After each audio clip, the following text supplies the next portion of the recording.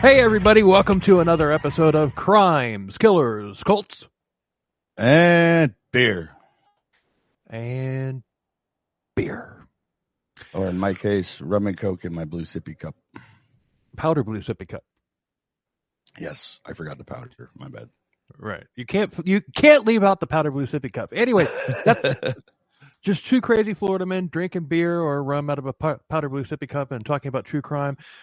Because, I mean, really, it's because that's what this podcast is. And if you don't like it, go listen to True Crime All the Time. No, just keep listening to us. I don't care if you don't like it or not. Just listen to us. Just keep listening. We'll eventually do something you like. We got a special episode for you tonight. We're basically going to be hijacked tonight, and in a good way. But anyway, but before we bring our guest in, I just got a note. Todd, we already said that you're drinking rum and coke out of a powdered blue sippy cup. I'm drinking a Bud Light, which the label matches my shirt. Look at that; it like disappears when I put it on my shirt. I like it. Yes, it does. Yes, it does. So, yeah, we have a special episode, or a special guest host tonight who's basically going to be taking the lead. Her name is Nora Ashleigh, and she is a survivor who has become an activist against the troubled teen industry. Which, so it's like when we started talking about doing this episode, I'm like, you know what, you just take the lead and run with it because you know a hell of a lot more about it than I do. So I got a night off. I get to be like Todd, just sit there and go, hey, yeah, that's fucked up. Damn. Oh, come on, dude. I don't sound like that, do I? No. Thank God. I think I'd have to quit if I really sounded like that. But work on that monotone. Work on that monotone, though. Oh, come on. She loves the monotone. It's fine. So, anyway, we're going to play with my mic, man, Oh, there's that. So we're That's going to bring her in. Said? Yeah, that's what she said. So we're going to bring her in right now, Miss Nora Ashleigh, and she's going to be launching a podcast here very shortly, and we're just going to, basically send her on her way, and like Chris and her podcast, basically. And I after I finish this Bud Light, I'll break it on my desk to christen it properly. No, I won't do that. Anyway, hey Nora, how are you? I'm good. Hi, Bill. Hi, Todd. Thanks for having me. Hey, thanks for being here. For coming on. So, appreciate it. So right now we're just going to turn it over to you. Let her rip, Tater Chip.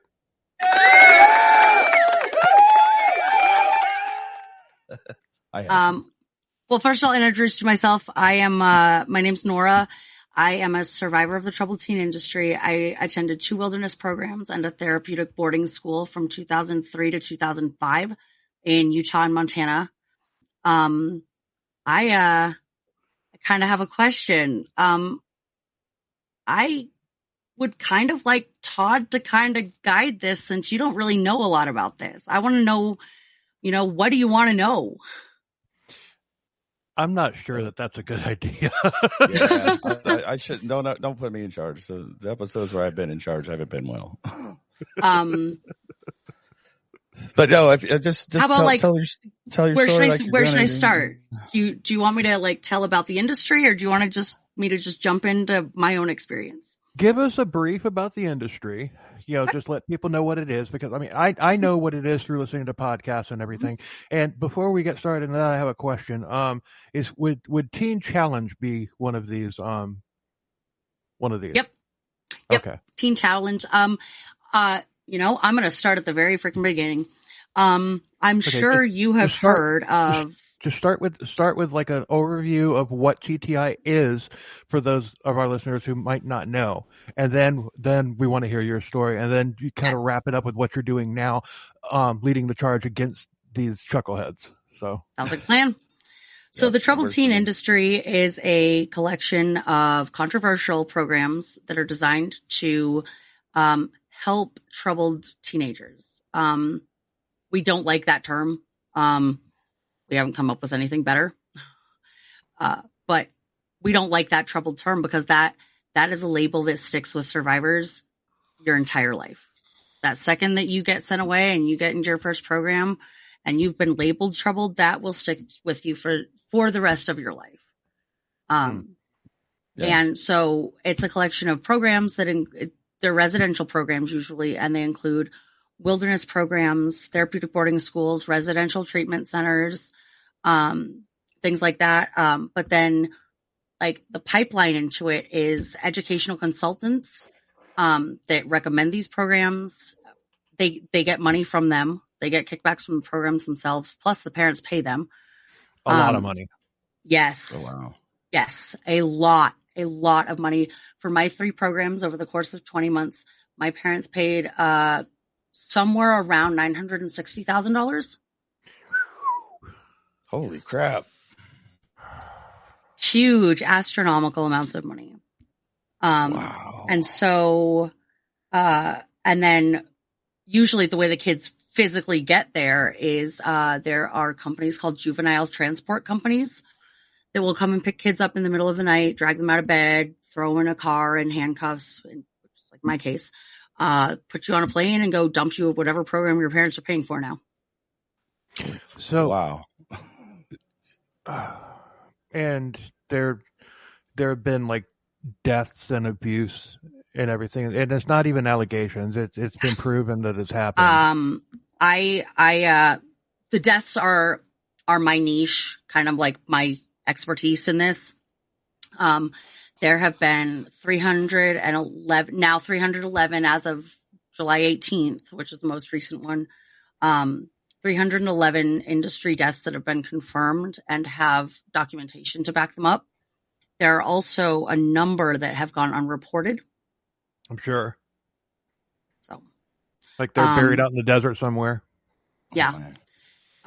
Exactly. And there's a couple stories of cases where kids ran from programs and they've never been found. Which doesn't surprise me one bit. No. With how isolated a lot of these places are. It's very, very easy. If you run, there's nowhere to go. You're going to get picked up and taken right back, or you're going to get lost and die out there. Yeah, because it's out in the wilderness, out in the middle of freaking nowhere, and you're blindfolded when you're taking that, so you have no bearing of where you are. Right. Exactly. Ooh, Most kids go from the educational consultants really like to push wilderness programs because that way they get paid by the parents for suggesting the wilderness program plus the long-term residential program, plus the wilderness programs pay them, and then the long-term residential program pays them as well. So the more programs that they can push on a kid, the more money they're making. Right. And here's your cult connection. Have you guys ever heard of the Church of Synanon? Yes. Okay. The Church of Synanon is the beginning of this. That's kind of so there's two kind of parallel.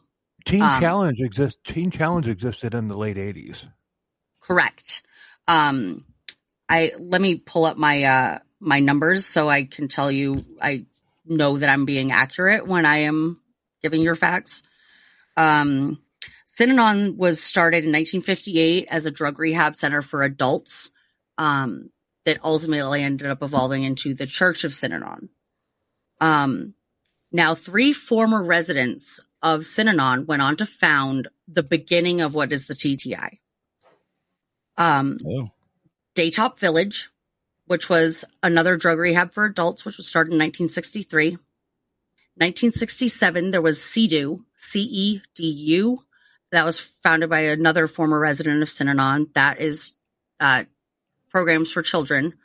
I've heard of that. And then in 1970, another former resident of Synanon founded the SEED, which was the drug rehab for youth. And then each of those keep going. So Daytop Village, a former resident named Joe, I can't remember his last name right now, started the Elan School in 1970. CEDU purchased a long-standing residential parent company of residential programs called the Brown Schools, and then parents of a former resident of the Seed founded Straight Inc. Have you heard of that program? I think so. I haven't. That Straight Inc. was really the beginning of the modern TTI. That started in 1976. From there, Kid Centers of America was founded, and I believe Teen Challenge falls under them. But as you can tell, like, this is all very interconnected. I'll get into what I know about Teen Challenge at some point. Okay. Okay. And what I know, what my expertise is primarily along the non-religious side of things. However, there is a secondary parallel timeline of religious programs. Both the precursors to the TTI programs for both were started in 1940. And then there was a man named Lester Roloff who started a company called Roloff Evangelical Enterprises. And that was the beginning of all of the religious programs. However, both the religious and non-religious programs have had a parallel timeline. So when one of them opened one program one year, the other would open a program the next year. When Roloff's programs started falling under a larger, where instead of each program is owned separately by a single owner, one person will own multiple programs. And when that shift happened, the same shift happened in both the religious and non-religious sides. Parent companies started taking over. Companies like CDU, and now one of the biggest is NATSAP, National Association of Therapeutic Schools and Programs. That was actually my mind went somewhere else when you said NATSAP. SAP, NATSAP. SAP. I thought you said FAP. The owner and director of my boarding school in Montana, it was called Mission Mountain School, and he was NATSAP's founding treasurer. That school was shut down in 2008 after a congressional hearing where a former student as well as a former therapist both testified in front of Congress about the abuses that happened in these programs. And that's how my program personally was shut down. My wilderness program was open for 24 years. They actually just shut down June 15th voluntarily because of an insurance issue is what my understanding is. And that was obviously just the sugar-coated version of what they're, Yeah. So the religious side, the non-religious side, they're very parallel to each other. But the other interesting thing about that is that both of those also, because as you know, Synanon began as a drug rehab center. Right. Both the religious and non-religious sides have a parallel timeline to the war on drugs. So are you saying that this was somehow connected to the Ronald Reagan's Just Say No program? That is exactly what this is. This is the Just Say No program. Yes. Wow. I got that. I hit that one out of the park. Yes. I caught that one too, which is unusual for me. So I'm not used to being the number two guy. So forgive me if I Bill's used to knowing all the answers ahead of time. Well, this is good because we got someone who doesn't know very much. We got someone who knows enough to ask questions, and then I can answer everything.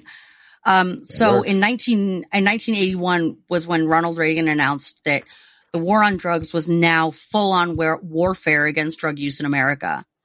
And that's really when it started focusing on criminal punishment for drug offenses.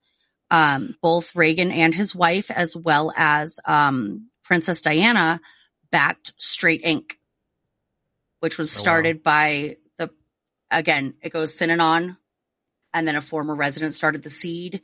parents of a resident of the Seeds started Straight Inc. And that's where the Reagans come in. Can I enter? Do you remember Absolutely. DARE, Drug Abuse Resistance Education? I'm a 90s kid. Kids off drugs. Yeah, I do. Okay. Well, there was a band. I'm not going to go too much into detail, but there was a punk band, a comedy punk band where we're from, back in the 90s, and they did made bumper stickers with the same font as DARE, and it says D period A period R period E period, and then at the underneath it, it says drugs are really expensive. That's funny. And oddly enough, the singer for the band he's talking about was the last person that hijacked our podcast. No, that was scurvy. That was scurvy. That wasn't. That wasn't dead serious. That wasn't dead. I thought that was dead serious. All right, never mind. No, it was scurvy. I'm wrong. It wasn't Steel Panther, was it? No, I loved them. I love Steel Panther. I saw them at concert. They're great. I'd love to hear your thoughts on Lonely Island or Rucka Rucka Ali. I don't know if you guys have heard of him. Don't look him up. Okay. Okay, I learned my vulgar and offensive. When somebody tells me not to look something up, I take their word. I learned my lesson after somebody told me not to look up 2 Girls, 1 Cup. Jesus. Okay, Rucka Rucka Ali is the Weird Al that tries to make everything he says as offensive as possible. Oh, okay. Gotcha. Okay. I enjoy it. See, I'm still mentally 12 years old. So when you tell me not to do something, it's the very first thing I'm going to do. Mentally, I'm about a 12-year-old boy. So bring on the wiener jokes. Yeah. I think we've already had a couple tonight. Indeed. DP anyone? So while Ronald Reagan and Nancy Reagan, Princess Diana were backing Straight Inc. on the non-religious side of things, we had George H.W. Bush backing the religious side of things. And that's an oxymoron, if you ask me. The political ties are so intertwined in this. It comes all the way to modern times. There is Mitt Romney owns Bain Capital, which owns Aspen Education Group, which is the largest umbrella company of TTI programs in Utah. And then there is Ted Cruz, who sent his daughter away 2 years ago to a program. Really? Ted Cruz? Damn it, now I have to not like him. Now there are also a number of other celebrities who've sent their kids away. Barbara Walters, Tom Hanks, Chet Hanks is fucked up because of this. Oh, wow. I don't know if you've seen any interviews with him or anything, but this stuff ravaged him. Oh, wow. I knew he had issues, but I didn't know it was because of this. Yep. That's where it comes from. And then there's Kate from John and Kate Plus 8. She managed to send one of their kids away.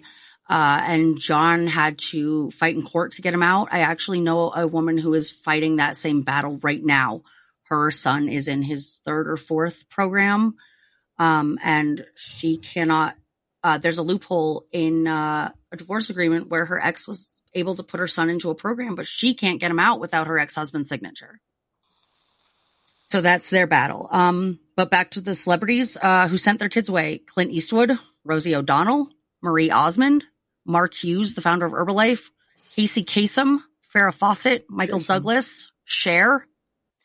It just goes on and on and on and on. And while Paris Jackson wasn't sent obviously by her celebrity parents, she was also part of this. So was Drew Barrymore, Kat Von D, Paris Hilton. So, this is something that impacts people everywhere, from kids in the foster care system who get sent to these places, all the way up to, the Hiltons and many of the politicians who run our country. Bam. I mean, that's a lot that I knew about Paris Hilton. I knew about, I know Paris Hilton's kind of become an activist against her, right? Yes. Mm-hmm. In a very selective way. Her approach and her agenda is very tailored, very deliberate and intentional. And she, like I said, she has an agenda and a purpose. Kind of the way I look at all survivors is we all have an angle that we want to help from. And hers has been legislation primarily.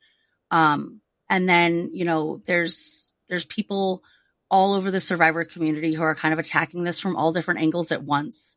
But Paris's focus has been legislation primarily. Right now she's working on SICA, SICAA. I can't remember what the S and I are, but it's Against Child Abuse Act. It's a congressional piece of legislation that is supposed to be putting protections in place and giving rights to kids in these programs. Now, I got a question. Is Paris Hilton, because I haven't really heard anything from her in years other than her involvement with being an activist against these things. Is that kind of like her life's goal? She's going to the top to bring, to bring legislation against this type of stuff? Because, I mean, I can't remember the last time I heard of a Paris Hilton, movie or anything like that. Yeah, this is kind of her focus now. I mean, she's got her family, but she has kind of tailored her life around, her activism is based in legislation and lawmaking and working with the politicians who are willing to work with survivors to change the laws to actually give children in these places rights and protections. Because, as much as many survivors try to scream that we need complete abolishment of the industry, that's just not realistic. Parents are always going to be looking for residential programs for their troubled kids. And what we need is complete industry reform. Yeah. Yeah. We need parents safe places that are going to help their kids as an alternative to what's going on now. And that's how we're going to essentially bring down the industry, we need to turn it into and make it evolve into something that is the complete opposite of what it is now. So, that's a big goal. I mean, yeah. Well, so I'm not saying it can't be done. I'm just saying that's a pretty big hill to climb. Yes, yeah. That's where I was just going. And legislation like Paris is focusing on is only a tiny part of it. Well, yeah.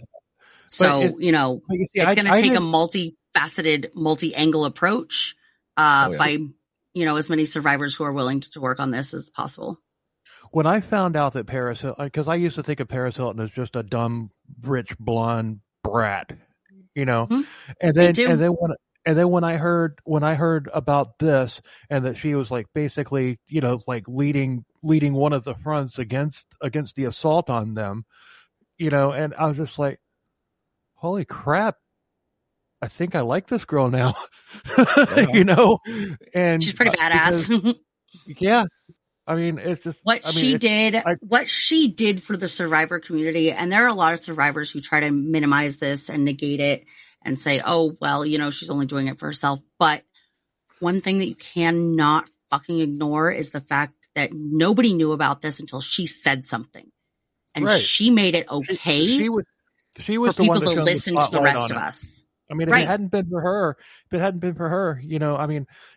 not.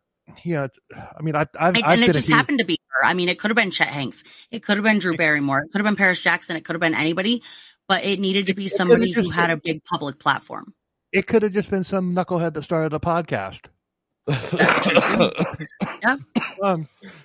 And I've been accused, because it's like, Faith Assembly and Hobart Freeman and all that stuff. I mean, there are still people out. I mean, that cult is still in existence and a smaller form, but there are people that still buy that doctrine hook, line, and sinker and everything. And I've been contacted. I'm not going to read any of this stuff. I haven't even told Todd about any of this shit. But I have been contacted by people that still worship at the altar of Hobart Freeman, and you're just in it for the money. Well, dude, if it was just in it for the money, it would be, it's just like, okay, what does Richard Ramirez have to do with Faith Assembly? Where's the money? Yeah, where's the fucking money? I started Right. I started this podcast to be a true crime podcast, and we just happened to do 2 episodes on the cult that I was, and since cult is in our name, it is. I mean, it's just, so we did 2 episodes on the cult that I was raised in, and honestly, and this is kind of what's gonna happen with you, as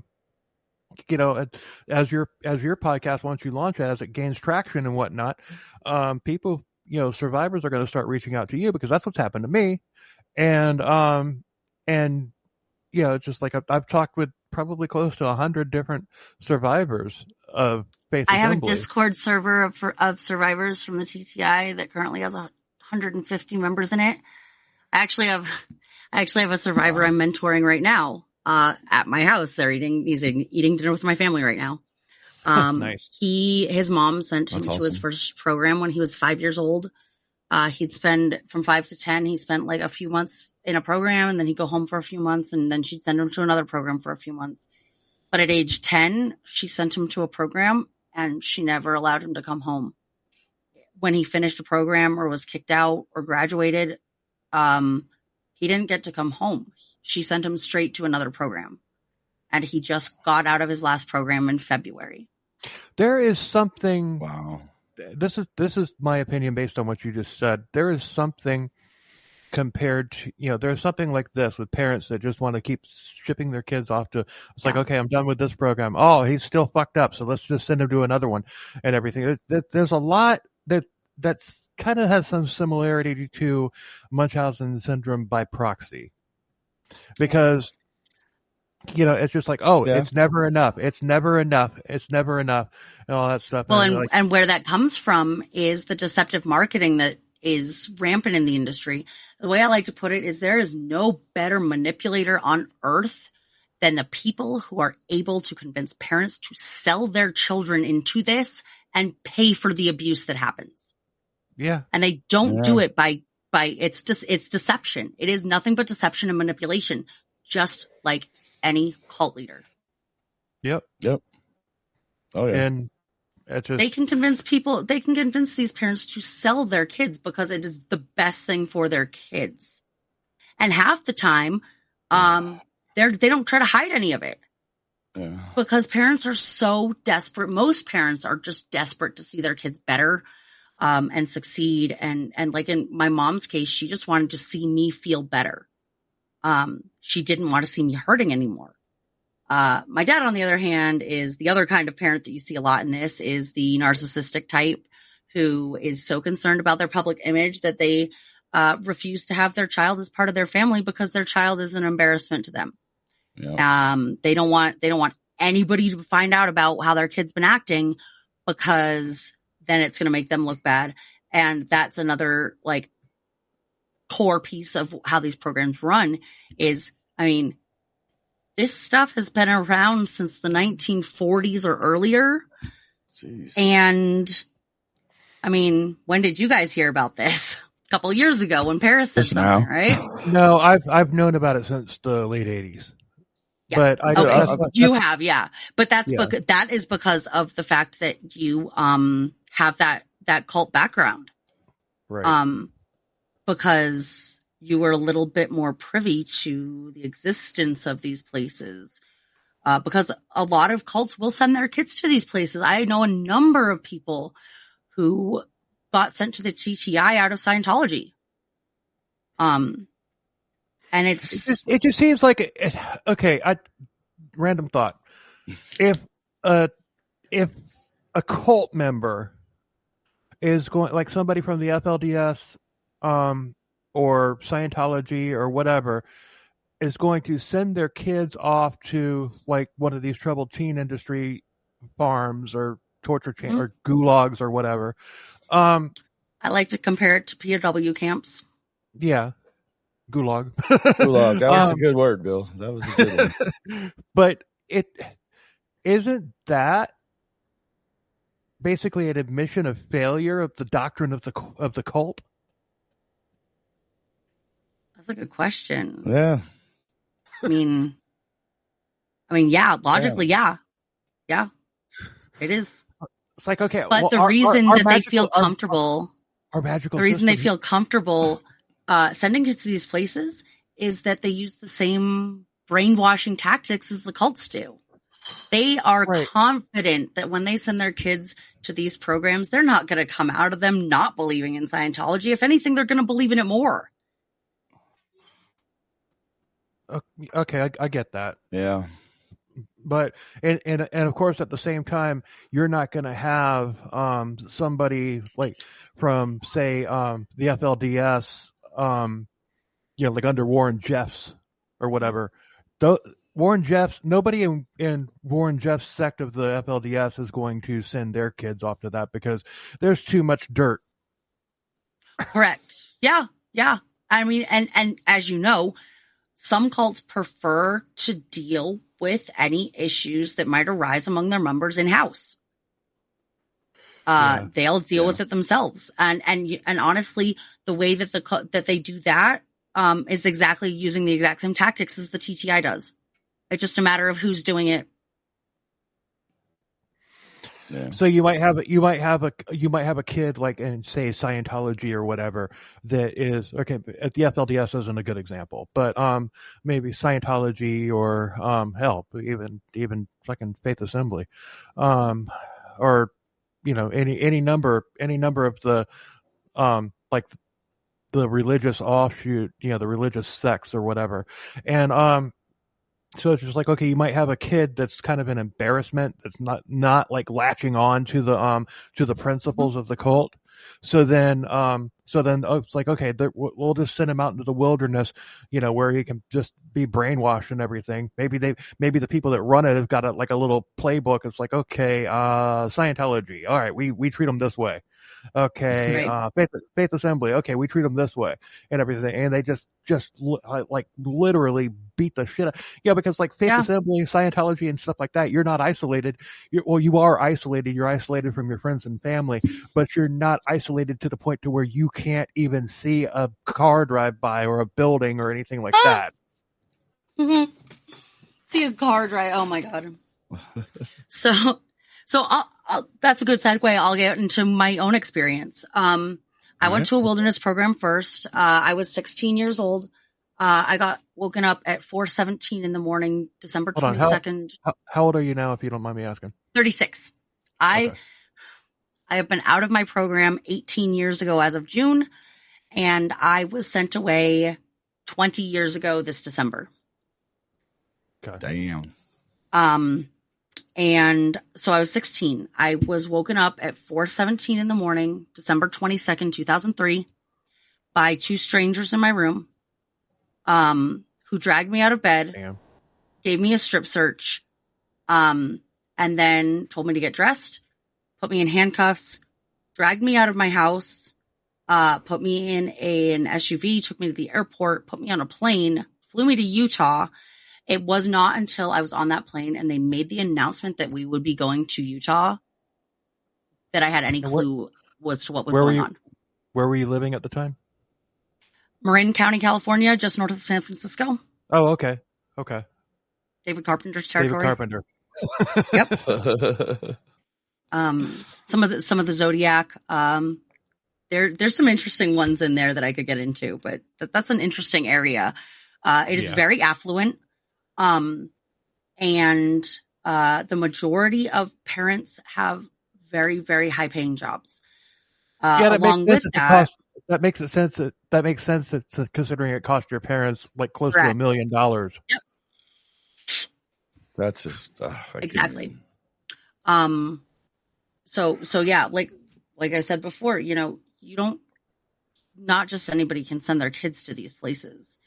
The majority of my friends actually in that area were also adopted like I was, which brings a whole nother facet into all of this. Jeez, because I'm sure they used that against you. Yeah. Actually, the reason I got sent away was because being adopted, when you enter adolescence and you are in that phase of self-discovery and trying to find yourself in the world, most people who were raised by their biological families have a foundation to base that on.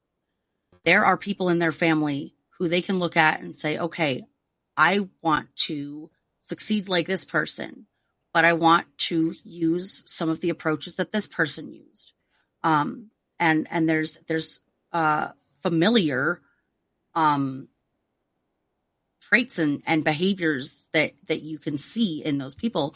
Well, adoptees enter that stage of trying to find yourself in the world with nothing. We have nothing to base our identities off of. We have nothing to base our goals on. And that's why a lot of us struggle. Because, and our parents don't understand it because, it really takes, and it's, it's going to be the same with people who've been in a cult or people who've been in the TTI. Nobody's ever going to really understand it unless they've been there. Right. Yeah. And in the TTI, there's on average, most people, when I asked them how many adoptees were in their program, they said probably somewhere between 70 and 80% of the program was adopted kids. Damn. Or foster kids, who are sent from out of state foster care systems, into these programs. Wow. But being adopted adds a whole new feature into the trauma of the TTI, because we already have abandonment issues. And for most of us, our parents spent our entire lives trying to reassure us and promise us that they weren't going anywhere and that we weren't going to be abandoned again, and try to heal that abandonment trauma just to do it again. When you were taken, were your parents, did you see your parents on your way out? Nope. Bam. The transport companies actually tell parents on their websites, you can look it up, under a lot of them on their homepages will say, we will come to your house, preferably during nighttime hours when your child is in bed. And, basically they do it for the shock value. If they wake you up at 4:00 in the morning, you're going to be drowsy and tired and disoriented, and you're not going to have a clue as to what's going on, meaning, you're much more likely to be put into the freeze or the fawn stage of response to stress, much more than the fight or flight. Yeah. So you're less likely to run. You're less likely to fight them. You're much more likely to be compliant. Another thing that these places do is this is ridiculous. They encourage parents to drug their children. Oh, Jesus. Like NyQuil or something like that? My parents gave me 3 Ambien the night before. 3? Shit. My parents are a medical doctor and a registered nurse. And again, they violated their Hippocratic oath. They violated their Hippocratic oath. Absolutely. And my parents are not the only medical professionals who drugged their kids. Oh, geez. Well, in order to get them to these programs. And that's something that is still going on now. These transport companies encourage parents to sedate their children. Nowadays, so where were your melatonin. Went down? Melatonin. They were 2 floors down from where I was, in their bedroom. That's another thing that these transport companies actually say straight up blatantly on their website. We would prefer that you not be anywhere where your children could see or hear you, because that might result in combativeness. I screamed bloody murder for my parents. You were being abducted by like a human trafficker. I legitimately thought I was being kidnapped. You were. That's what survivors call it. We call it legal kidnapping and trafficking, because we are taken out of our beds, our houses, without any idea of what's going on, and we are taken across state lines for the purpose of abuse. That's the Mann Act. You can't do. I mean, how are they not being charged with this shit? Because our parents are paying for it, and that is where the stigma of being a troubled kid comes in. Yeah, if you're a troubled kid and your parents can't get you under control, that is your fault, and you deserve what's going to come at you. It's the whole theory of tough love. No, it isn't. Yeah, it's that, but that ain't right. I'm sorry, that's not right. there's kind of a stigma attached to being a cult survivor as well. Exactly. You know, and, yeah. Like and I was even like, now, like my you know, my most recent relationship disaster. I was, you know, she would always just like, you really need to get over that shit and just move on. I was like, all right. Oh, I've been told the same thing by partners as well. You're speaking because of your experience in what? Yeah. Being a cunt. Right? And dude, I thought I was going to be the first one to drop the C word. But well, look who I was talking about. Oh, I know. But then, you know, it's like now I'm trying to get back kind of in the dating area and everything, and I can't tell you how many times I've been ghosted ever since I mentioned that I had been in a cult, was raised in a cult. And it's very similar. Like even now, 20 years later, and this is something that that I tell all of my young survivors is, you know, no matter what you try to do, you are never, ever, ever going to fully break that stigma. There will always be people who, the second they hear that you got sent away for being a troubled kid, in their mind, they say, okay, bad kid, got sent away to a program to get fixed. They didn't get fixed there. No. Meaning they must be unfixable. They got made worse. Bad kid equals bad adult, which kills our credibility instantaneously. And that is why we need people like you guys who are allies, who are willing to get just as angry as we are about this, who can say this is unacceptable. But we need people. We haven't even gotten into the gory details yet, and I'm already fucking pissed. Well, I'm just sitting over here thinking, God damn, I've led a sheltered life. Holy shit. Like, I mean, you guys have been through fucking hell, and I'm just. There's a reason that my username really happened to me. There's a reason that my username on everything is the original trauma queen, and that is another thing about the TTI is that kids don't get here because they're happy, well-adjusted, you know, mentally stable kids. These are the vast majority of kids, with the exception of maybe a small handful who actually have legitimate and severe mental health issues. Most of these kids get there because they're acting on trauma responses they have no control over. That is the bad behavior that is happening. It is a maladaptive behavior as a response to trauma. How much of this is lazy parenting? That's the core of it. I was about to say a big part of it is parents who did not take the time and energy to put into their kids and their relationship with their kids when they were younger. And so they have no foundation for when the kid, when, you know, hormones are raging. You're lost.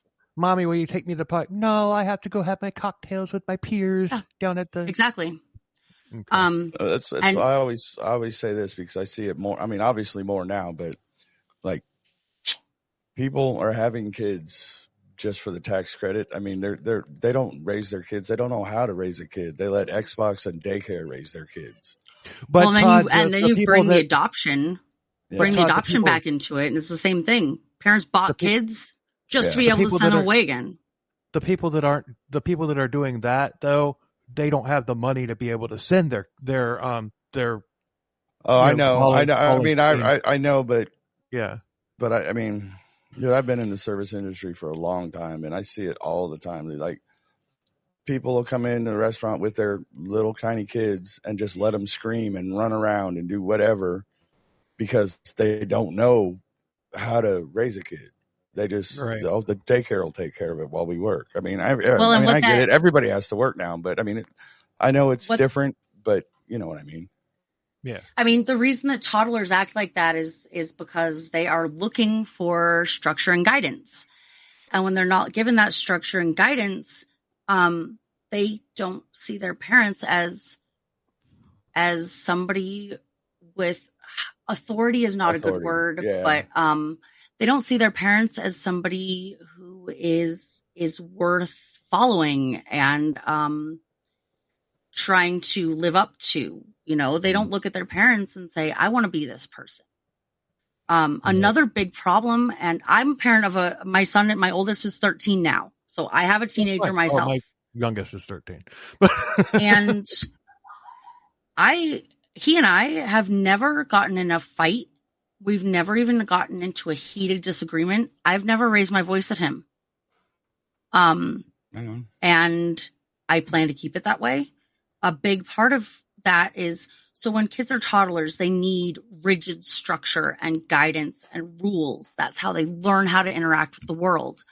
But when you get into adolescence and you're a teenager, you need to be able to explore the world. You need to be able to grow, and you need to be able to adapt. And that's how you find your place and your purpose. And what a lot of parents do is they keep that same mentality of, my kid needs rigid structure. That's the only way to control them.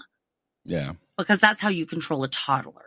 Yeah. But that's what a toddler needs to develop. That's not what a teenager needs to develop. No, and the biggest core of that problem, exactly.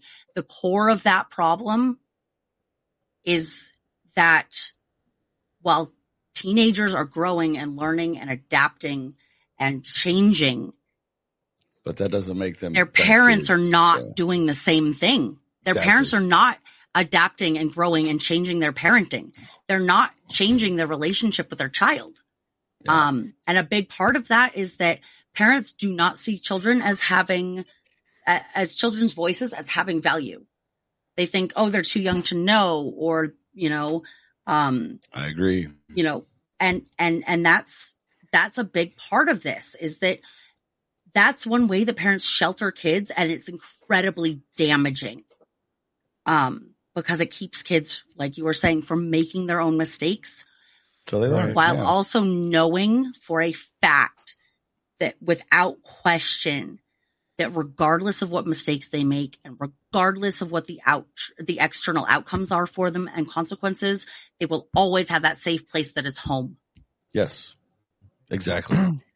Yep. A lot of parents do not put time and effort into building their home into that safe place. And that's what causes the rift between teenagers and parents, is that they haven't built this, they haven't given their child a safe place to go when they make their mistakes.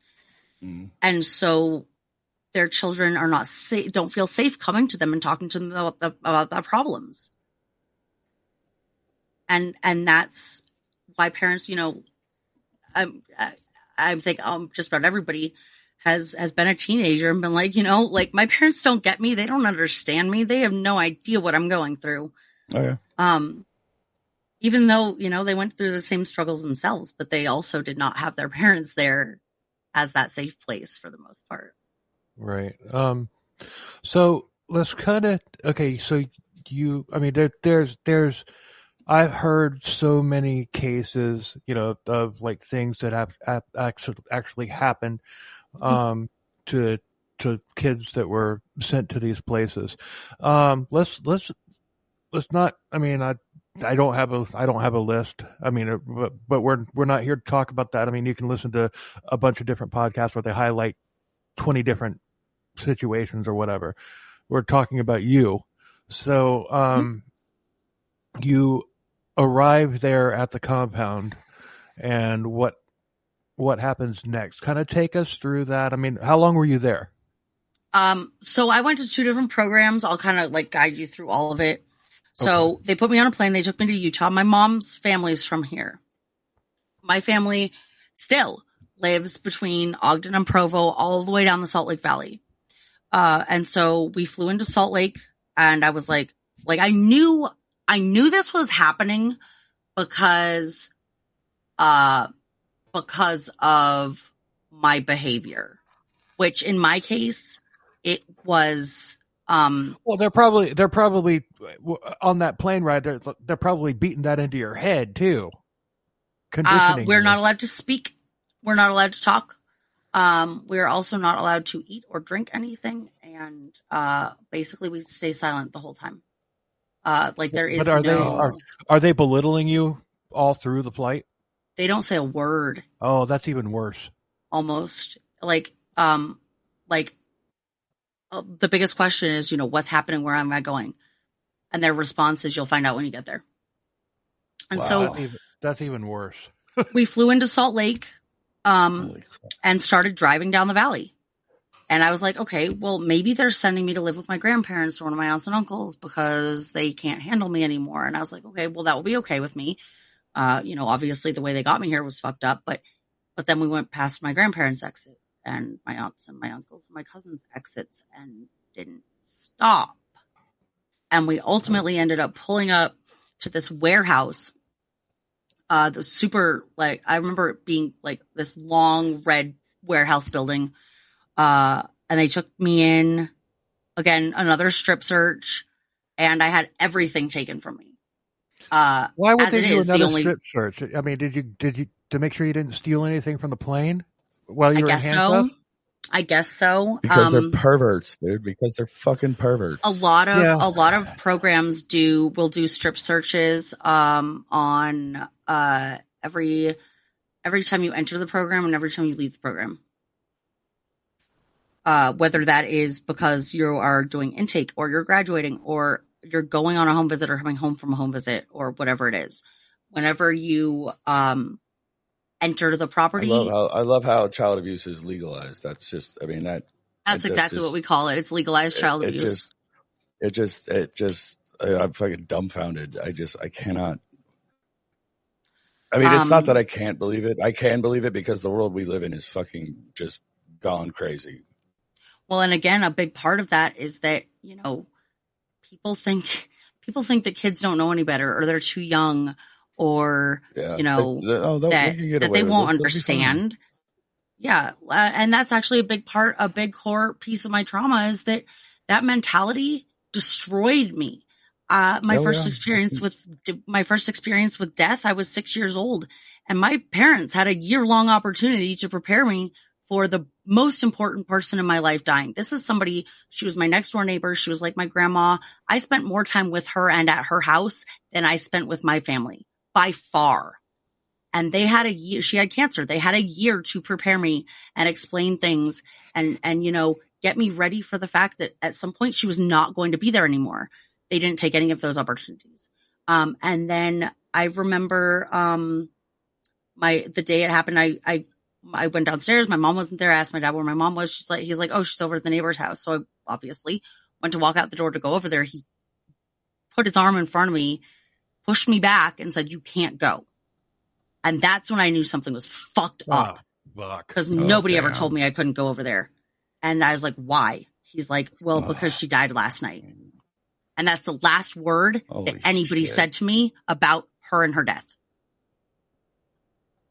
Was telling me that she died. I had to learn how to grieve and navigate that. And I still have a block of my entire second grade year. I have an incredible memory. I remember the names of almost every teacher I've ever had, first and last, if not. Me too. Mm-hmm. It's actually kind of cool. Bill says that, but he forgets stuff. So I don't remember second grade. I remember my favorite colored pencil, and I remember a story that I wrote. That's it. That's all I remember from that whole year. Having a memory like that is a blessing as well as a curse. It is an incredible curse, and that's exactly what I will get into next. So they issued me my gear. Basically I stood there while they just piled stuff on me. And then they took me and my pile of shit and put me in the back of an SUV, told me to lay down on the back seat, blindfolded me, and drove me from Lehi, Utah, out into the West Desert, middle of nowhere. I have a friend in between the Great Salt Lake and Nevada. Correct. Yep. There's an Army proving ground out there called Dugway. We were about 40 miles southwest of Dugway. And I have a friend who is actually incredibly into survival and has spent a lot of time in different wilderness settings, in different weather, different circumstances all over the world. He served for a significant amount of time in the military. So he's been overseas in some very inhospitable places. And when I told him that that's where we were, he said, "Holy shit, girl." Right. He said, "I have not ever been to anywhere that is as desolate and inhospitable as that place." Well, I mean, for those people who don't realize, who have never really seen, I mean, the Great Salt Lake. How far west of Salt Lake, not Salt Lake City, but the actual Salt Lake, were you? Like in between that and Nevada, because memory serves, it's probably less than an hour from the Great Salt Lake to the Nevada state line. It's like less than an hour. We'll find out. Okay. Cool. So Antelope Island. What we have a saying here. Whenever it's like we'll find out, we just say put a knife in that. Okay, so where we were was we've got Salt Lake City, and the Great Salt Lake is directly west. Shoot straight down. About, let's see. Shoot straight down about 50 miles, and that's Dugway. And then we were another about 40 miles southwest of there. Wow. There's nothing there.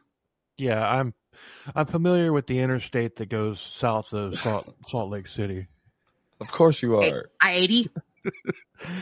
No, the one that goes south of it. I-80 goes through it. There's another interstate that goes south of it that takes 70. you. Yeah. No, 70 goes east and west. There's another. The one that goes south from Salt Lake? Yeah. Yeah. I-15. Right. I was going to say, if it goes north and south, it has to have a 5 in it. Yep. Right. Mm-hmm. Unless it's I-75 in South Florida. Yeah. Why? Because it comes into West Florida and then takes a hard left turn east and goes into Miami, which is still heading south. No, it takes. If you look at I know what I-75 does, dude. I live in Florida too, motherfucker. I've lived here since 1977. I know Florida. This is my swamp. I've lived here since 1973, but I did leave for 15 years. So yeah, you've actually lived in Florida longer than I have. I have. I spent a good part of my childhood and actually the 5 years before I moved to Utah. I moved back here. Don't ask me why. I tell survivors I live here, and they look at me like I have 3 heads and ask me, "What the fuck is wrong with you?" Okay, well, you're familiar with Carpenter. Mm-hmm. Are you also familiar with Joseph Paul Franklin? I've heard the name. You'd have to remind me of his cases, and I'll probably Do not do Farfignugan. I won't do Farfignugan, I promise. Farfignugan. What's his name? But Joseph Paul Franklin. He was a serial killer mainly from the South, but he was like super racist. And he actually went, and this is hilarious. We mentioned this in our episode. I do know him. I know him. He went to Salt Lake City in the 70s looking for black pimps in Salt Lake City. There were probably 3 black people in Salt Lake City at that time. My mom graduated from high school in 1969. And she did not see a black person until she left Utah, went up to Idaho to Rick's College. That is when she met the first black person she'd ever met in her life. In 1970. Wow. I bet outside of Utah. So JPF, he rolls into Salt Lake City. Where's all the black pimps? I want to kill a black pimp. It's like there aren't any. Oh, God. Wait. He's the one that killed the 2 guys in Liberty Park, right? Yes, that's him. Yeah. So he managed to find that I'm mentoring lives right next to Liberty Park. He managed to find the only 2 black people that lived in Salt Lake City at the time. Probably in all of Utah. Yeah. Dude, who was it? Because back then, the Mormon Church did not accept African Americans into their religion. There's another. And even now, when they do, there's a very, very, very clear line of how much they're going to accept you. They're not going to fully accept you in. You will always be a little bit of an outsider, like a stepchild. Well, yeah, but interesting, they you brought also, him up. They also buy into the fact that they think Jesus is white because white makes right, which is they the whitewash dumbest everything. fucking thing that I've ever heard. Yeah. I mean, dude, I mean, I am not religious at all, but I do like reading I do read the Bible, so I know how to like tell somebody like that didn't happen or this is that or your picture of Jesus is not what Jesus looked like. Yeah, where was he from? Jesus did not look like Obi-Wan Kenobi.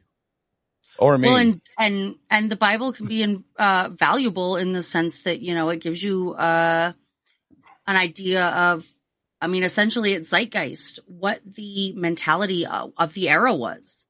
Yeah. Yes. I have a funny story just to kind of lighten things up a little bit. And I may have told this once already.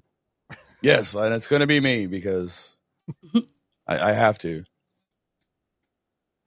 My daughter, it was her second or third birthday. I'm not sure. I think it was her third birthday.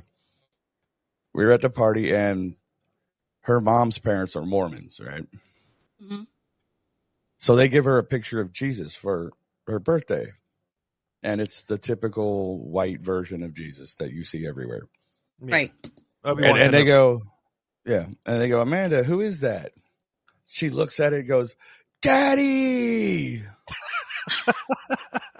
Oh my God. Every Mormon in that room turned white as a sheet. And we're like, no. They're like, no, honey, that's Jesus. And she's like, Daddy. They can get whiter. Yeah. I mean, after the first time she said it, all the air got sucked out of the room where they all went, That's hilarious. Yep. And that's not why I love my daughter, but that's. I would hope not. That's the main reason. That is a not moment, my flesh and blood, but that is a moment in my life with her that I am extremely proud of. Okay. What I've got is arriving in the field. So strip search, they give me my gear, they take me out into the middle of the desert, and they dump me out there right when the sun's going down. Yep. Now there are rules where you have to complete certain tasks in order to earn things. The first task when you get there is to carve a spoon out of a stick. What? And the privilege that you earn is you get to eat your cereal without you get to eat a cereal with a utensil as opposed to your hands. No, it's worse than that. You get the privilege of eating. Of just eating. Yep. With your spoon. Yeah. There are not enough bullets in the world to take care of this problem. It gets worse. It gets so much I know it does. I'm just at the beginning. I know you are. I might have to tap out here. So you need a knife, obviously, to carve a spoon. But who's going to give a knife to a bunch of troubled kids who, like in my case, are there because they smoked a little bit of weed and cut themselves once? That's it. That's literally the reasons that my parents sent me away. And again, maladaptive coping mechanisms trying to deal with the stress of prior traumas. And hold on, I'm gonna interrupt you there for a second. And you going back to they paid almost $1 million. Mm-hmm. Was it? And I already know the answer to this, but was it because they cared that much about you, or they just wanted to be like, look at what I'm doing for my daughter? See ya, yay! We're such good parents. Actually, and this is actually a very common dynamic for survivors. Is most of the time, kids will have one parent who is genuinely, really just wants to help and is brainwashed and manipulated right along with the kid into believing that this is going to be the fix. And then a lot of times kids have another parent who is that type. Look at what I'm doing to help my kid. Okay. So that they can take the credit for it. My wilderness program 20 years ago cost $516 a day. Jesus Christ. So obviously you need a knife to carve a spoon. Well, that means that staff needs to, be in a position where they are ready to give you that knife and supervise you. Well, when I got there, it was dark. It was bedtime. So we went straight to bed. The next day was a hiking day. So we got up, packed up, hiked all day long. And that night when we made camp, nope. And I hadn't eaten, again, I was picked up at 4:00 in the morning. I hadn't eaten since dinner the night before. So I think I went like 50 something hours without eating.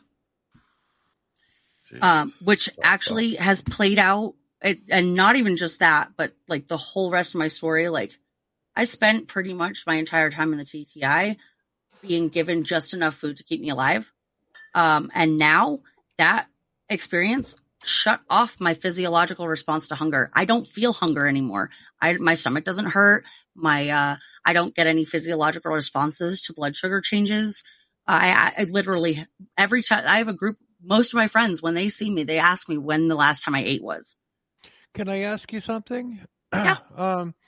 Do they, when parents are basically in contact with these people, with these groups or whatever, saying, hey, I want to send my kid there, do they go through medical issues that a kid might have, or is it just, hey, come get them?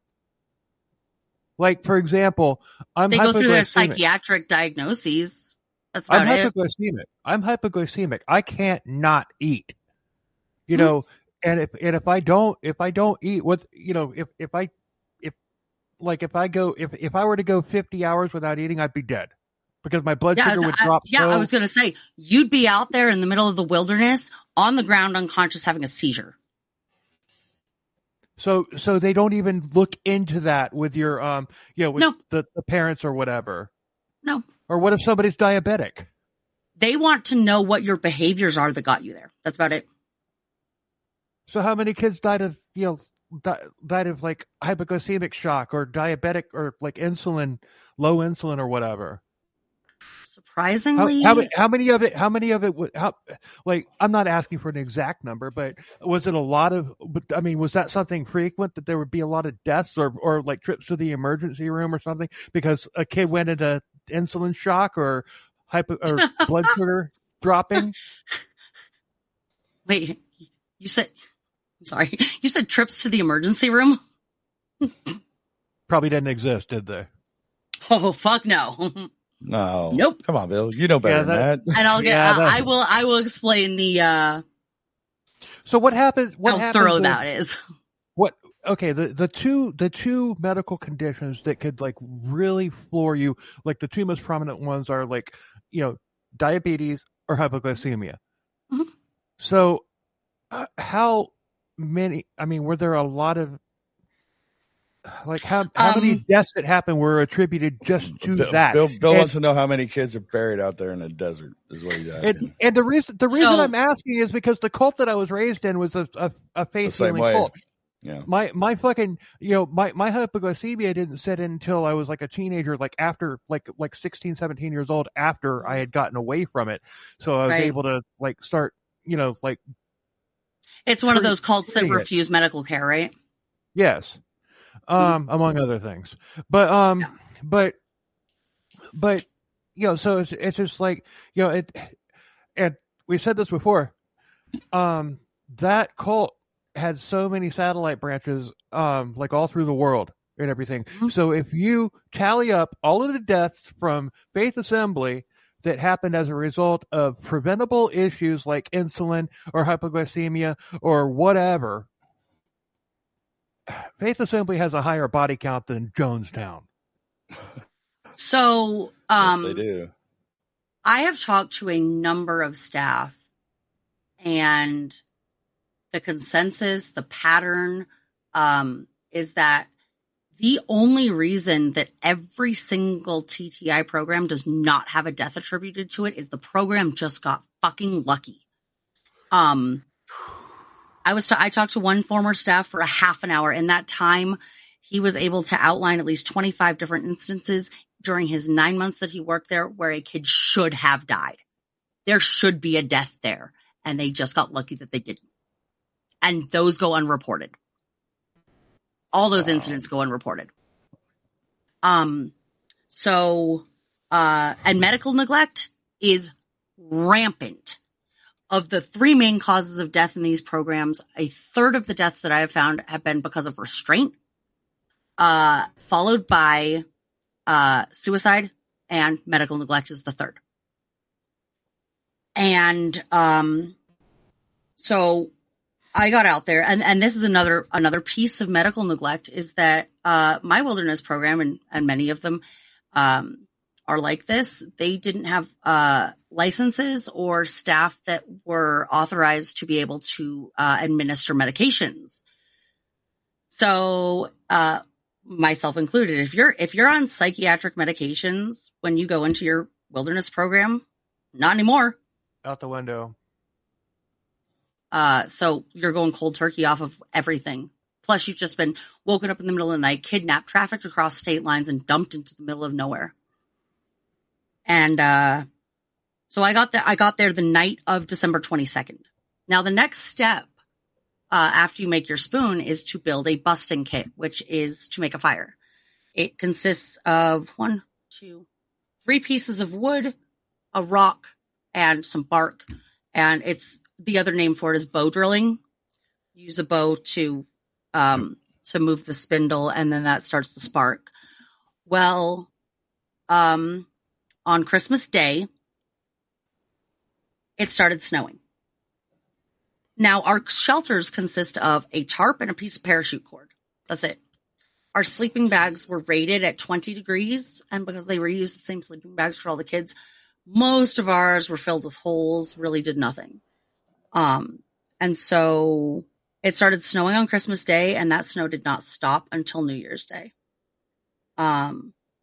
We had 9 feet of snow dumped on us. Jesus and Christ. At that point, everything that I needed to build that busting kit was under 9 feet of snow. And So you you didn't earned get to that's You didn't get to eat because you couldn't make what you needed to make, so you couldn't fucking eat.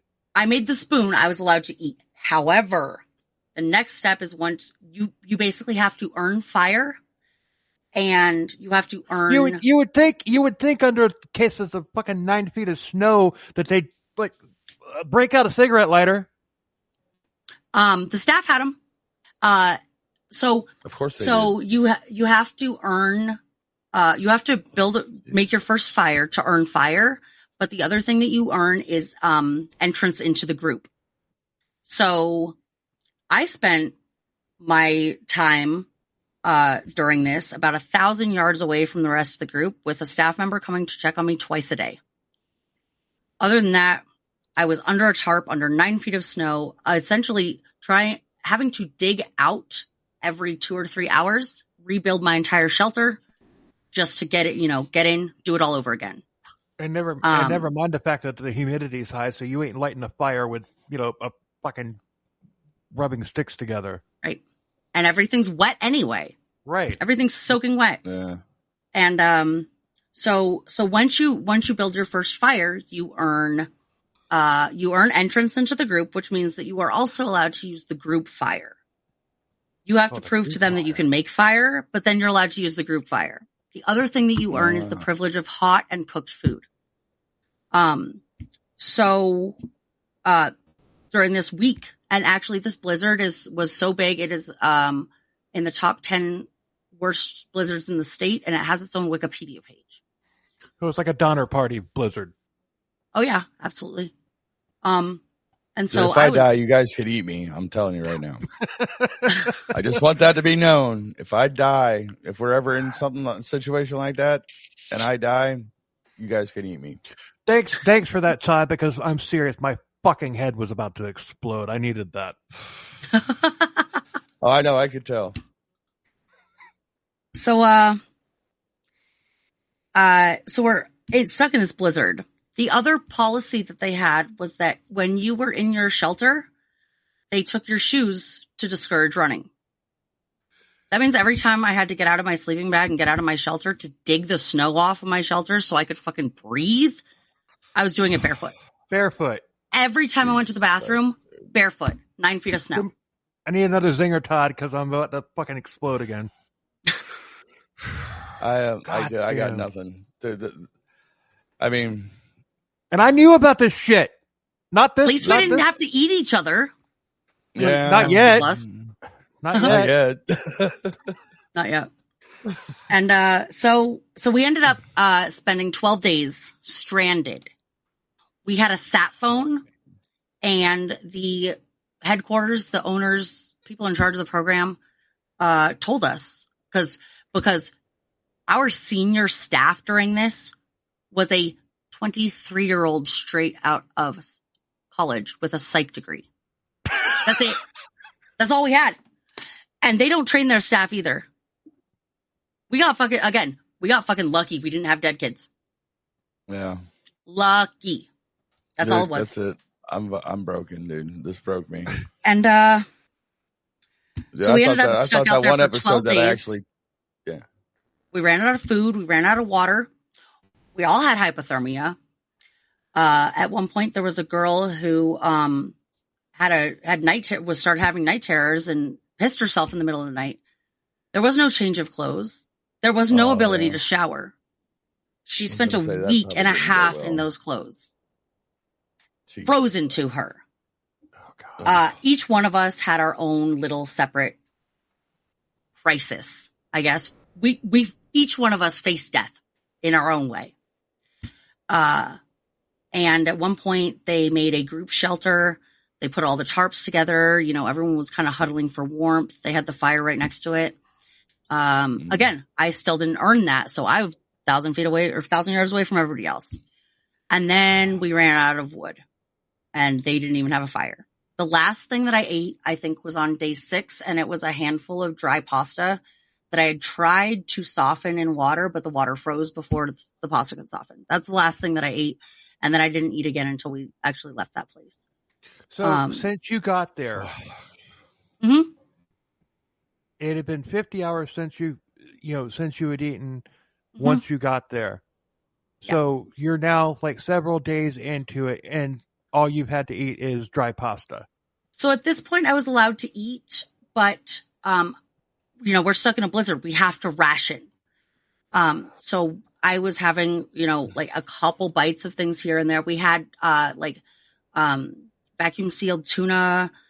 We had like Ritz crackers, but the majority of our food rations were things that needed to be cooked. I wasn't allowed to cook it, couldn't cook it. So I was eating it dry, raw, whatever. And then we ran out of food. And we ended up spending I think we ran out of food on day 8, and we spent another 4 or 5 days out there. I heard at one point that there was a local search and rescue company that had offered to do a life flight or air rescue. The company said, "Oh no, it's fine. They can tough it out."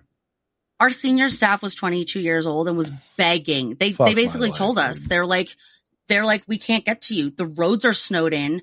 There's no way to get to you. You're basically a helicopter." Yeah, but that's going to cut into company profits. True. So day 12, the sun comes out, or I think it was like day 11. The sun comes out, and that's the only reason that this entire state, every wilderness program across the state, did not have a dead kid that winter. That sun came out the day that it did. Melted enough so that we could get our shit together and hike out. Again, we had a 12-mile hike that day. That's the sun was like basically a gift from God. And I mean, it kind of, that when you said that, it kind of reminded me of like day 5 of the USS Indianapolis ordeal. If they hadn't been found, on day 5, none of them would have been alive for day 6. Right. Nope. Exactly. If it had snowed more instead of the sun coming out, they would have been lucky. We wouldn't be having this conversation. No. Nope. So I ended up spending 5 weeks. I'm glad we are having this conversation though. Even though it's breaking me. I spent 5 weeks there. I was actually of the group that I was there with, I was the last one to get there and the first to leave. Most of the girls that were in my group, from what I was told, had been there for a couple months already, and stayed longer than I did. So the night they pulled me actually the day before I was supposed to leave because there was another blizzard forecasted. Oh, God. And they left all those girls out there. Even after the fact that they couldn't get to us and air rescue was the only way to get to us. They denied that. And then they left the kids out there to do it again. Luckily, it wasn't as bad of a blizzard. So they pulled me out. My parents, again, had a transport company take me from Utah to Montana. Put me on a plane, everything. I was wearing Converse low tops. And I got to Montana in my program. I think I got there about 8, 9 o'clock at night. It was just me, the girl who transported me, and the woman who did the intake for the program. That's all. I took my shoes off to go inside and do all the intake stuff. Took us about an hour. I go to put my shoes on to go back outside, and my feet are swollen. My shoes will not go back on. Oh. They ended up swelling before to the end of that night. Within probably my first 3 hours there, my feet swelled 8 sizes, and they stayed that way for 4 months. Jesus. 4 months. You know how many times they took me to the doctor for it? None. 0? 0. And my first day there, I was targeted by probably the most sadistic staff I've ever come across. And running was her punishment. She loved to make us run miles. And my first day, she was like, okay, we're running 8 miles. Let's get going. When she realized how fucking slow I was, she started running alongside of me, screaming at me, telling me to go faster, and then made the rest of the group keep running until I finished my 8 miles. So they probably did, 20 miles waiting for me. Instantly alienating me from the whole group because that's my fault. They had to do that running. And she did that every chance she got. That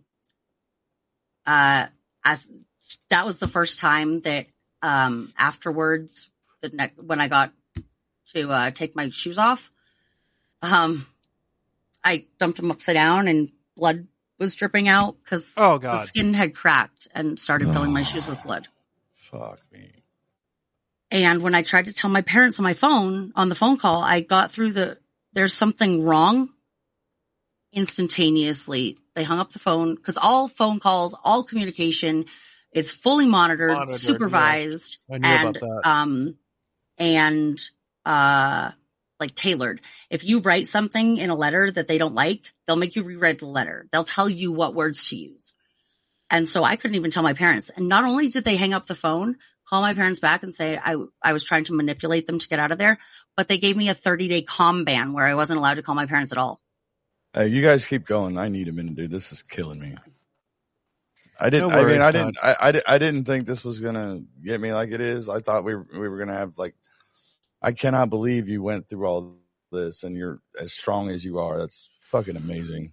No, I knew that it was going to be rough, but I wasn't expecting this. I've just heard I've just heard podcasters telling Reader's Digest condensed versions of the various stories.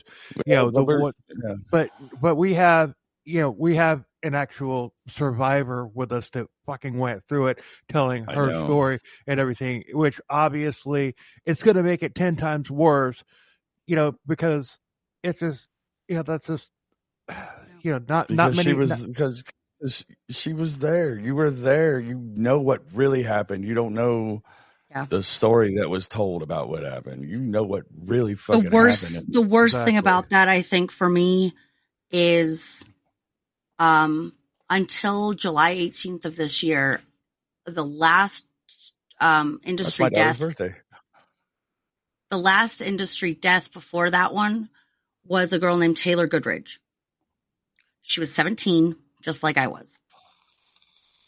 Fuck. And she spent 6 weeks with severe nausea, vomiting, stomach pain, and, begging for help. They gave the typical, here's some water, here's some aspirin, you'll be fine. She got a comm ban for trying to tell her parents. Yep. She got a comm ban for trying to tell her parents, just like I did. And that girl on December 20th, 2022 died in the parking lot of Diamond Ranch Academy alone in the cold because they refused medical care for her. Just like they did to me. And that was 20 years ago for me. There's been no break. Right.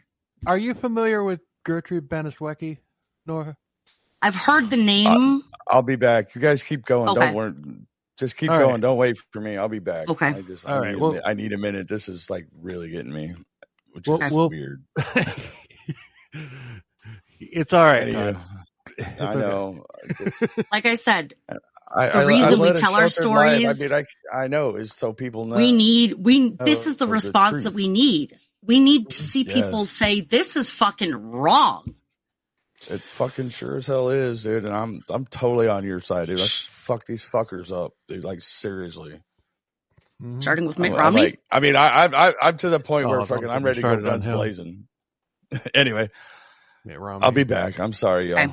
But please keep going. Don't wait for me. Just keep going. Okay. I'll be back. Okay. But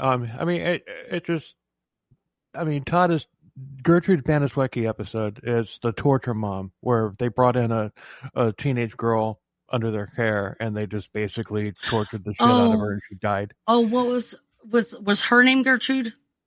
The perpetrator's name was Gertrude. What was the victim's name? Sylvia Likens. Yes, I do know that case. Okay.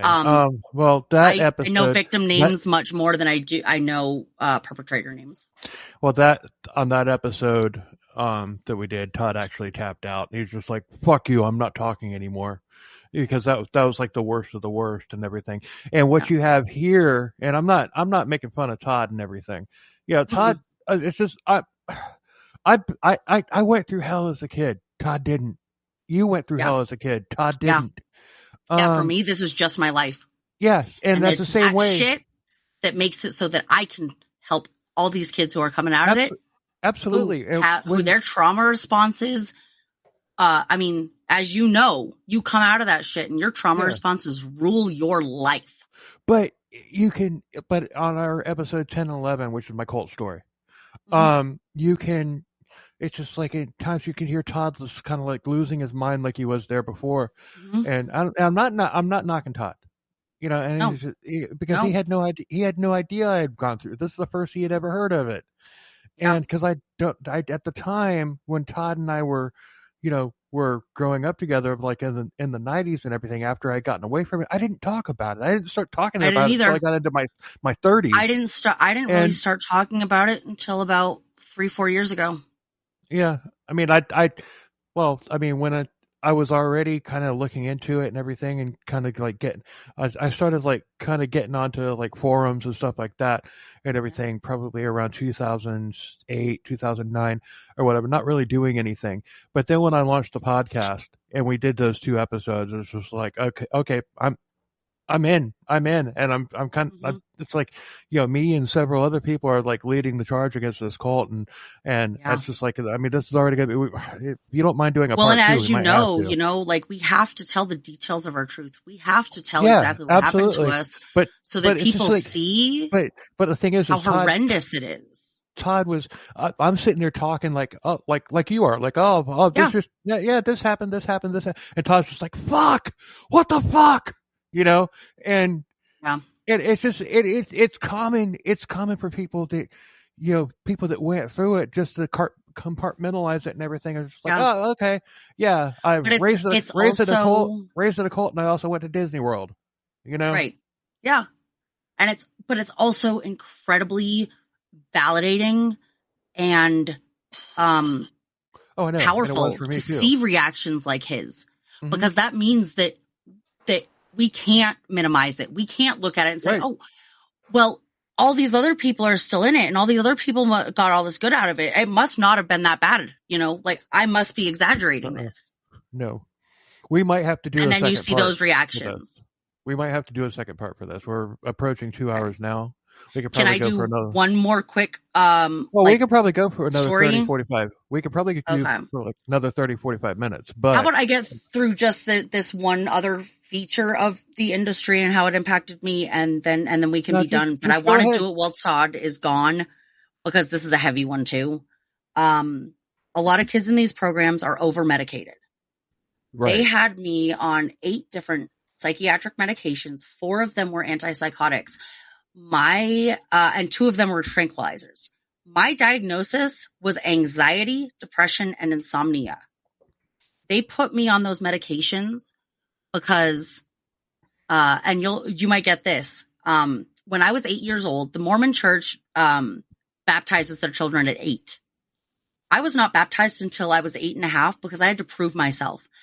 Because I went into that bishop's office, and when he was asking me questions, I was like, well, I don't really understand. Like, this kid, like an angel showed this kid treasure and he reburied it and then never told anybody about it. Like, are you sure about this? Yeah. I asked questions. And my parents had warned had warned the program that I was going to ask questions. They over medicated me for 2 reasons. Well, 3 reasons. Compliance, because if you're a zombie, you can't fight. Right. 2, I was either going to run or I was going to start a fucking riot. And they weren't wrong. I was too smart to run. I knew there was nowhere to go. I knew that if I ran, I was going to end up in town. Sheriff or somebody else was going to pick me up and I'd end up right back there. Not even going to risk it, because then I would be punished even further. You and I have rioting? So much in common. It's not even funny. And the reason I say that is, I mean, you haven't listened to 10 and 11 yet, but we go through, it's just, I was the one asking questions, and I was like routinely beaten every time I asked a question. Yeah. It's just like, okay, well, this doesn't make sense. Okay. A woman got up and did a testimony and said that, her car wouldn't start. So she laid hands on the car, prayed to God, the car started, and God told her to go straight to the frickin', to a service shop to have the car taken. When they popped the hood, the battery had been stolen. Bullshit! Yep. But when I asked my mom about that, what's the matter? You don't have any faith and everything?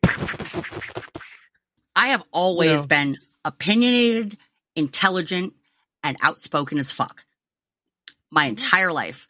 My nickname as a kid at school was the girl who knows everything. As I did. See, a lot of the people that I've come into contact with and everything, since we released those 2 episodes, they weren't the ones that were asking questions or whatever. So I'm kind of in a different bracket to them, and which is like kind of what makes it easier for me to be able to do this. And I imagine it's the same thing with you. You didn't pick up the brainwashing.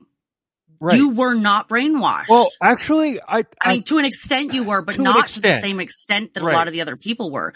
You kept your faculties. You kept your intelligence. You kept your even as a curiosity. Even as a kid, my dad taught me basic maintenance. I knew how to change a tire. I knew how to change oil. I knew how to change out a battery. I even knew how to change out a radiator by the time I was 10 years old. And so when this woman gets up there and she's like, okay, the car ran without a battery. Bullshit. Mm-hmm. Yeah. Absolutely. And that's how I was too. I call people on their shit. Especially when I know for a fact that I am not wrong. Right. Yeah. So yeah, I was targeted with over medication just for compliance. Well, I guess one good thing about being in a faith healing cult is we were never targeted with over medication. That's true. Have you ever heard of Biderman's chart of coercion? Maybe not. I don't know. It is a tool it's just a very simple 1-page chart. It is a tool that was developed in, I believe, 1956. It might have been 1957 by Albert Biderman. It was a manual, essentially, for how to torture prisoners of war most effectively. Those tactics, those exact same tactics, are the same ones that they use on kids in these programs. Okay, so let's talk about, yeah, I know that there were instances of sexual abuse. Did that ever happen to you? Not me personally. I'm not sure that my programs actually had any like legitimate sexual assault. We had 2 staff members who groomed kids. For instance, there was a girl who really liked to play soccer before our program. She was really good at it, very competitive. And one of the groomers targeted her, latched onto her, and we got to play soccer every fucking weekend. Because he was favoring her. He wanted to fuck her, but never found the way to make it happen. And when that girl graduated and left the program at 17, it was less than a month before he contacted her outside of the program. God. And what Biderman's chart of coercion is it has the method, the effect and the purpose of that method, and how that method is, ideas of how that method can be used against a prisoner of war. Those methods are isolation, monopolization of perception, humiliation and degradation, exhaustion, threats, occasional indulgences, demonstrating omnipotence, and forcing trivial demands. And I'm sure you've experienced every single one of those too. Mostly. I was just thinking that, it's just like, maybe I might have experienced that like in a lesser scale, but I wouldn't be surprised if people like Rock Terrio really studied that and made it into a science. And Todd's going to have a rough time with it. Actually, you know what? When we cover the Anthill Kids, let's just let Todd sit that one out. You want to do that one with me? I'd be more than happy. Okay, because Todd won't be able to make it through that one. I mean, he couldn't even make it through this, and I'm not. And here's an interesting question for you, because we are so similar, and because we did question everything, and then we can end. But did you? Oh, I completely lost my train of thought.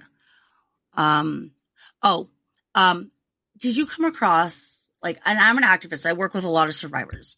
I see a lot of very, very, very broken people. And one thing for me is that when I am triggered, first of all, it takes a lot to trigger me to begin with. Second, I have done a lot of fucking work on this. Just Monday, I went to my very first therapy appointment as an adult outside of my program that was voluntary and informed for the first time in my life. I've not done therapy for any of this. I've done it on my own. And I've never done it either, and I even say that in I think episode 11. I never did therapy, but I probably should have. When I am triggered, I can't go to just anybody. I have a very select core group of people who are also incredibly strong, who I can go to, and I can know that that's a safe place to go and that they're going to help me through it. Because if I go anywhere else outside of that core group of people, I'm going to trigger somebody else so much that I am walking them through it and I'm still left triggered and not helped. Well, I have to help them deal with my trigger. If you want to add me to that circle, go right ahead. I would fucking love to. Because I could always use that circle to be a little bit bigger. Yeah, because it's just. I mean, I didn't. So like we talked prior to doing this episode and everything. And yes, people, it is going to be a 2-part episode because she's got a lot more to cover, and we're closing in on 2 hours right now. So yeah, it's going to be a 2-part. Sorry, Todd. Yeah. The next part would be kind of like what you're doing now. It's not less gory details and all that stuff. Yeah. But, so like Todd's response, that's what I mean when I say what the thing, my experiences don't trigger me anymore. They're going to trigger every fucking buddy else. Yeah. And then I'm going to have to help them through my trigger. Because I don't know. It's just, I have to guide them through that because I have learned to manage shit in a way that, like, I can talk about it like, like the weather. Like, it's just part of my life. Just shit that happened to me. It's just like some of these like really rough episodes that we cover and everything. Todd's just sitting there freaking out, and I'm just like, and the next day, like, it's just because it's just I've been there, done that, and but so I think that's a good stopping point for this one. Agreed. I'm trying to think if there's anything else that's like super triggering. There's nothing that's worse than what I already talked about, so I think we're okay to stop. I just want to get. This is now a 2-part episode, Todd. Okay. But I covered all the worst of it. So you're gonna break me again? No. We've got a plan, and the next episode is going to be. As long as you'll have a plan. How I got the fuck out of there. Right on. And we don't need any more gory details. I mean, that I covered all of the heaviest shit while you were gone. I made sure that I was like, I think there were 2 more topics I wanted to touch on. So we're done with the heavy shit. All right. I mean, fuck. I mean, it's like, it would be one thing, like I said, like Bill said, if me and him did it, we would have found information and we would have just talked about it. Yeah. But actually hearing the stories from somebody that really was there. When Bill did his story about the cult he was in, that fucking broke he was telling me you had to step away from that one too. It's just he didn't step away from that one. It wasn't that one. It was Gertrude. That's right. Yeah, that's right. Yeah, that one got me. But I mean, all right. Well, since I'm back, I want to say this: you're my hero now, Nora. Thank you. You are one of the strongest people I've ever encountered in my life. And damn it, I'm gonna cry. Hold on. I think I might start a little bit, but like that's funny. Like Bill was saying, we're so desensitized with shit. Like I'm done with tears about this. It doesn't bother me. I'm fucking angry, and that anger is getting channeled into action. Exactly. Yeah. And I'm the exact same way. And Todd, you're off the hook with the Ant Hill Kids episode. She's going to do that episode with me. You can take the night off on that one. Okay. You're welcome. More than happy to help. I mean, there is a part of me that wants to hear all this shit, but at the same time, it's like, if you couldn't get through Gertrude, you're not going to make it through half of the Ant Hill Kids. No, all right, yeah, it's probably best that I take that day off then. It is by far the worst. By far the worst. I don't know. Well, I mean, all right, but dude, her stories. I mean, from actually being there and like, it's like when you did your thing. I told her about that while you were gone. And it's just like how I'm just sitting here. It's like, okay, well, yeah, I was raised in a cult, and then I went to Disney World.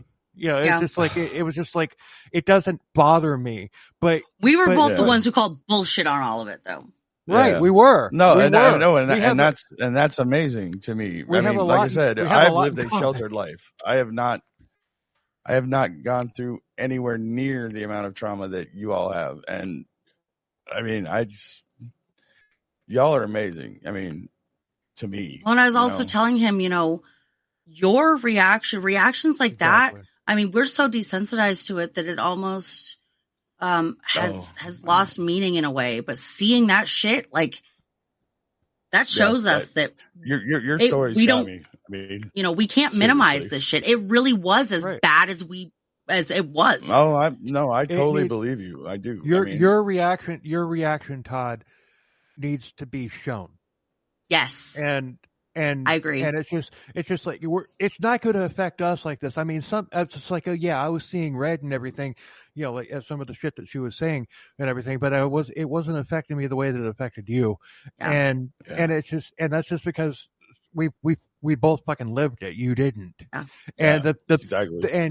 and the only way that cults or the troubled teen industry or whatever is going to be, to ever be taken down or whatever, is for reactions of people like you who had no clue about it to just, just like, I get it.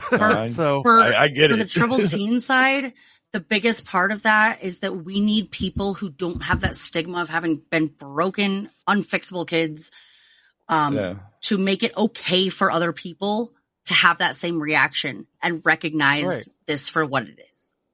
Right. Yeah. Well, as much as your stories broke me inside, I'm glad that I heard it. I'm glad that I know about it now, and I'm glad that I did react that way, because now maybe other people will go, "Holy fuck, dude!" Yep. That's exactly what we need. I mean, you were literally talking about legalized kidnapping and pedophilia, basically. Mm-hmm. Right. Yeah. And that just boggles my fucking mind at how anybody could do something like that. Yeah. And how they're still getting away with it. Yeah, and you're a true crime podcaster, and it gets to you. Yeah. But I mean, you said it, Nora said it earlier in the podcast, it goes all the way up to the government. So yeah, there's next to no stopping this. We're